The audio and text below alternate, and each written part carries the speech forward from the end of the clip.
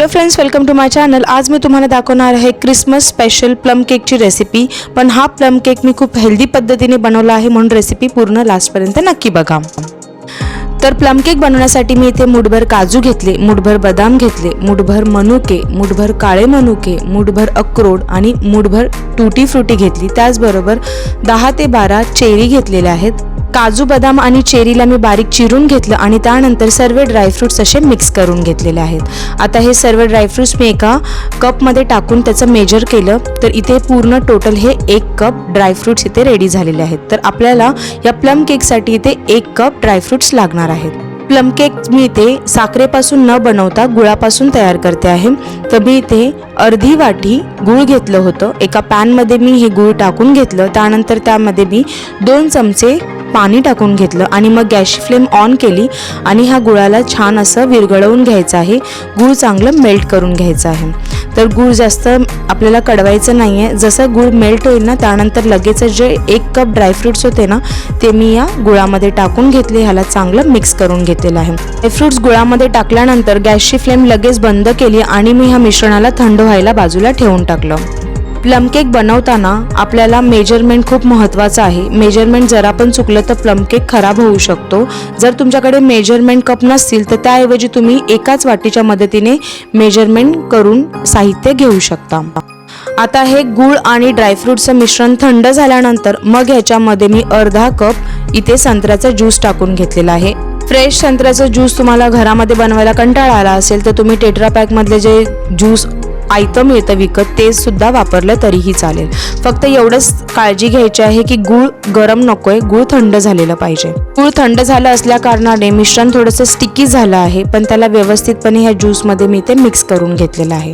च्या प्रोसेसमध्ये या ड्रायफ्रुट्सला या संत्र्याच्या ज्यूसमध्ये चांगल्यापैकी सोक करून घ्यायचं आहे। म्हणजे जेवढे जास्त ड्रायफ्रुट्स ह्या संत्र्याच्या ज्यूसमध्ये भिजतील ना, तेवढंच चांगला आपला प्लम केक रेडी होतो। कमीत कमी 1 तास, जास्तीत जास्त ओव्हरनाईट ठेवायचं आहे किंवा 2-3 दिवस सुद्धा लोक ठेवतात। पण मी आता ह्याला ना 7 ते 8 तासासाठी असे साईडला ठेवून टाकले होते। मी पॅनवरती झाकण ठेवले आणि 7 ते 8 तासासाठी मी ह्याला असेच ठेवले। 7 ते 8 तासांनंतर मी पुढची प्रोसेस केली। प्लम केकमध्ये स्पायसेस सुद्धा असतात। तर मी एका मिक्सर ग्राइंडरमध्ये 1 इंच दालचिनीचा तुकडा, 2 लवंगा आणि अर्धा चमचा जिंजर पावडर आणि त्याचबरोबर अर्धा चमचा इथे मी वेलची पावडर घेतली। आता हे मिश्रण तर असंच वाटलं जाणार नाही, म्हणून त्याच्यामध्ये अर्धा चमचा साखर सुद्धा टाकून घेतली आणि त्यानंतर ह्या मिश्रणाला वाटून साईडला ठेवून टाकलेलं आहे। मिश्रण एकदम बारीक वाटलं नाही गेलं तरी सुद्धा थोडेसे जे स्पायसेसचा फ्लेवर आहे तो त्याच्यामध्ये गेलाच होता। साईडला मी बटर सुद्धा मेल्ट करून घेतलं। तर बटर किती लागेल ते मी पुढे सांगते।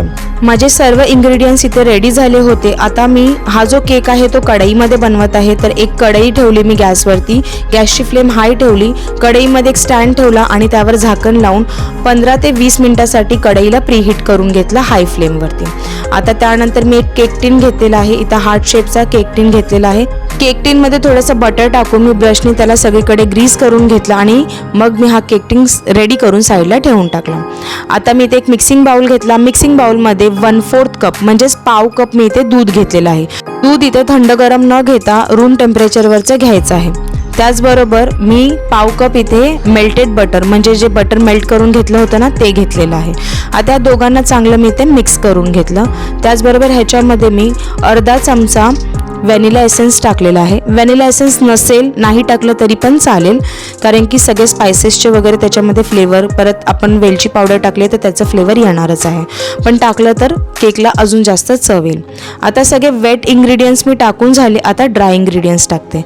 तर मी जसं सांगितलं होतं की मी केक थोडा हेल्दी पद्धतीने बनवते आहे, तर मी इथे मैद्याचं पीठ न वापरता गव्हाचं पीठ घेतलेलं आहे। तर 1 कप मी इथे गव्हाचं पीठ घेतलं, त्यामध्ये पाव कप मिल्क पावडर टाकून घेतली आणि त्याचबरोबर जे स्पायसेस ग्राइंड करून घेतलेले ना, ते स्पायसेस सुद्धा या चाळणवरती टाकून घेतलेले आहे। सगळे ड्राय इन्ग्रेडियंट्सला आपल्याला व्यवस्थितपणे चाळूनच या मिक्सिंग बाउलमध्ये टाकून घ्यायचे। मग त्यानंतर मी इथे अर्धा चमचा बेकिंग पावडर टाकून घेतली आणि पाव चमचा बेकिंग सोडा टाकून घेतला। छोटे चमचे असतील तर 1 छोटा चमचा बेकिंग पावडर घ्यायची आहे आणि 1/4 चमचा बेकिंग सोडा घ्यायचा. त्यानंतर जे ज्यूसमध्ये सोक केलेले काजू बदाम वगैरे होते, म्हणजे ड्रायफ्रूटचं मिश्रण होतं ना, ते सुद्धा मी ह्या मिक्सिंग बाउलमध्ये टाकून घेतलं. सर्व जिन्नसला व्यवस्थितपणे छान मिक्स करून घेतलं. तर हे मेजरमेंट मी एकदम परफेक्ट केलेलं होतं, म्हणून मला अजिबात त्याच्यामध्ये दूध वगैरे ॲड करण्याची गरज नाही लागली. सगळं जे इन्ग्रेडियंट्स आहेत ते व्यवस्थितपणे छान मिक्स करून घेते. लास्टला मी याच्यामध्ये ना 1 चमचा व्हिनेगर टाकून घेतला. व्हिनेगर नसेल तर लेमन ज्यूस टाकून घ्यायचा आहे.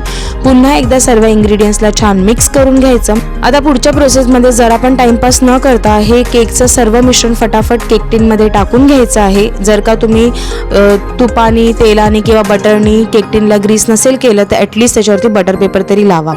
आणि त्यानंतर मी एकदा ह्याला छान टॅप करून घेतलं, म्हणजेच एकसारखं सर्वीकडे बॅटर छान पसरलं जाईल. त्यानंतर जे काजू, बदाम, मनुके आणि त्याचबरोबर अक्रोड, टूटी फ्रुटी, चेरी सर्व मी या केकच्या वरती टॉपला छान गार्निशिंग करून घेतली, म्हणजे ते दिसायला सुद्धा सुंदर दिसतं आणि खाताना सुद्धा एक वेगळा क्रंच लागतो आणि केक एकदम सुंदर लागतो खायला.